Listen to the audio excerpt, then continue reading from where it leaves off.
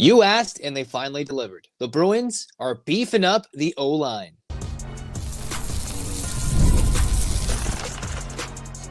You are Locked On UCLA, your daily podcast on the UCLA Bruins. Part of the Locked On Podcast Network, your team every day.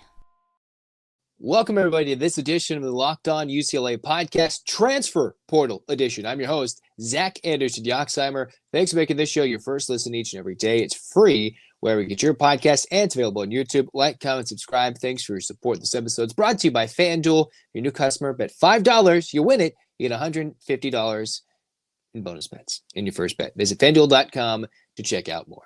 Where we get started today, it's the Bruins, who add in their second piece from the transfer portal. It seems like there's been a lot of time since they got their first commit in the transfer portal, which was as early, arguably, as one could get. The Bruins have lost quite a bit in the portal. Only one offensive lineman in Nicky Prongos that played of note. And now the Bruins have finally added somebody that should help the UCLA offensive line. Let's talk about him. It's Julian Armella, former Florida State product. He was highly ranked, highly recruited, borderline 4-star, close to a 5-star in the state of Florida, playing in South Florida before committing to the Seminoles, came in the class of 22. He's been a Seminole for 3 years. So 2 of those years, you had a 10-3 Florida State team, struggled to get time as a true freshman, as some would be. 4 games, he redshirted. In 23, obviously, that's the team that was super spectacular. And then their quarterback goes down, and there's the whole controversy that they didn't make the playoff. So that was a 13-1 team. Then this year, you have Armella, who gets pretty much the least amount of time in offensive play on a team that was not that good. Repeatedly, we saw how bad Florida State was. They were getting dominated in the line of scrimmage. Dominated. A 2-10 Seminole team, and the 6'6", 325-pound offensive lineman, a former 4-star, currently a 3-star lineman in the portal, which means UCLA is either getting one. They're either going to swing and miss in the portal, but getting some size and some depth at a position of need. Or, as I would like to optimistically look at this, this is somebody who might be better, bigger, stronger, older than what the Bruins have at the position so far, considering what they're losing. This is a guy that's played left tackle in his career a little bit as a freshman.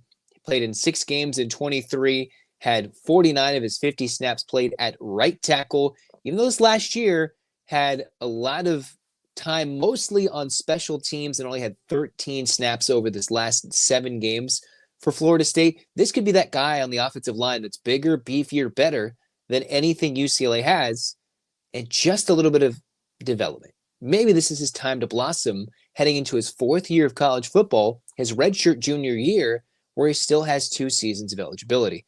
Now we saw the Bruins go after some guys in the portal. They tried their best to bring in some talent, right? There's Ruben Unige, Alani, Machiavelli, but both those guys ended up losing their jobs for one reason or another. Injuries as well with that too. So not every portal swing is going to work, whether it's in the skill positions, maybe it's in the trenches. But this is something UCLA, you guys on the comments were begging for no lineman. I'm like, yes, they're going after it. The Bruins have just brought in new talent, new coaches to coach the O-line, to coach the D-line, to coach the quarterbacks. They're still filling out their coaching staff. And there's a lot of players out there. There are certainly a lot of guys out there, some of which are going to go get more money. Other guys are looking for an opportunity.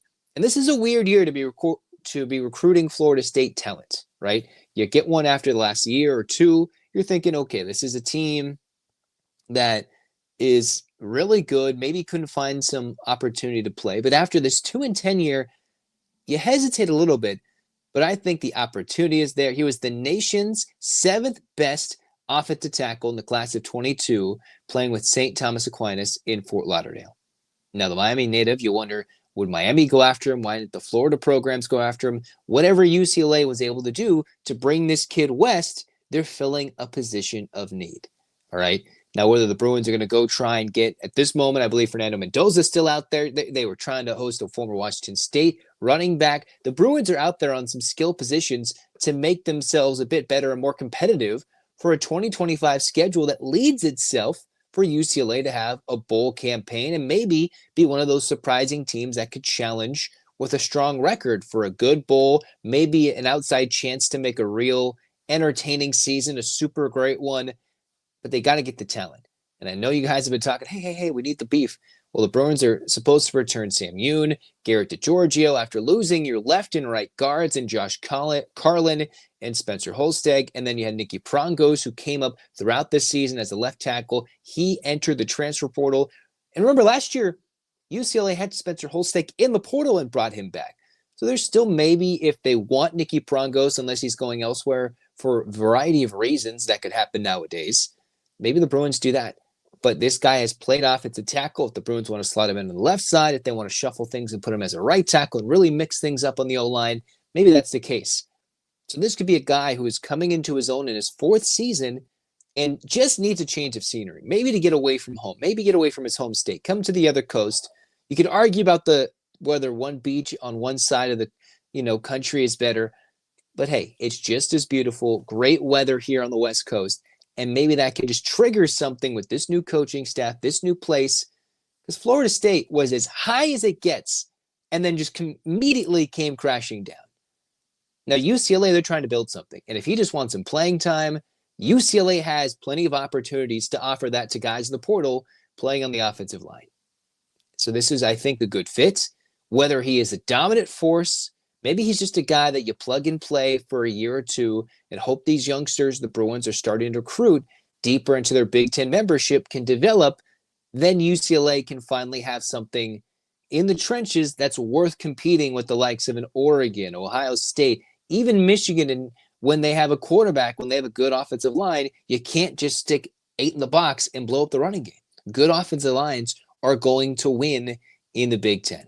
They're just going to, or be very competitive in every game. If you can protect the running game, if you can have a solid running game, then you're going to have to, then you'll give a lot of ease to your new offensive coordinator, Tina Sunseri.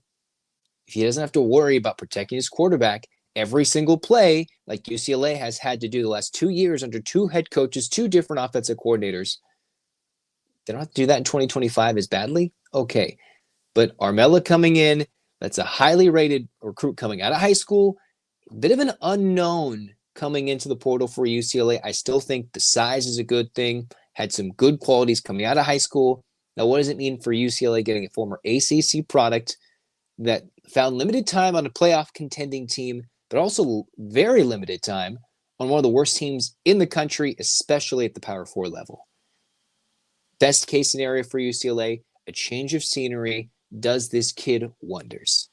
And I'm all for going after this kid. UCLA has to go after any and everything, seemingly at least giving a phone call, taking a flyer in kids to see, hey, is this somebody that can translate to our new brand of football under a new offensive coordinator with our new head coach moving in a different direction? Still, now that it's the first full cycle for Deshaun Foster to recruit guys in the portal, continue his high school recruiting.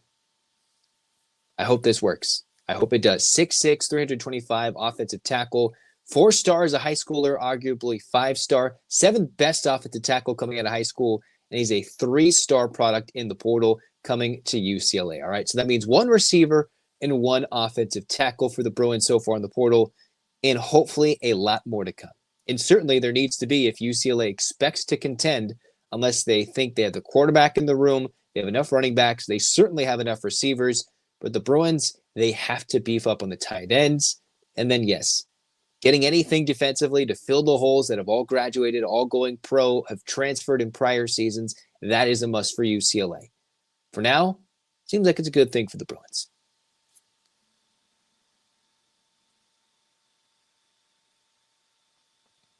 All right, hey, go check out FanDuel.com. If you're a new customer, check out America's #1 sports book. If you're a new customer, bet $5. That first $5 bet, you win it, you get $150 in bonus bets. With that new first $5 bet, you get $150 in bonus bets. Check it out. Hey, FanDuel's got everything you want, whether you want to get a hunch in on the live stats, you live play-by-play, all on the same pages where you place your live bets for FanDuel NFL. Everything, they've got it with FanDuel.com. Make every hunch a little more and make every moment more with FanDuel.com, an official sportsbook partner of the NFL.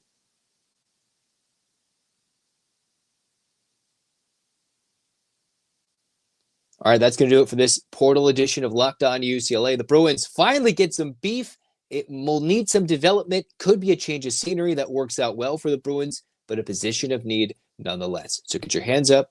8 clap time, baby. And 1, 2, 3, 4, 5, 6, 7, 8. UCLA. UCLA fight. This has been Locked On UCLA. Zach signing off. Go Bruins.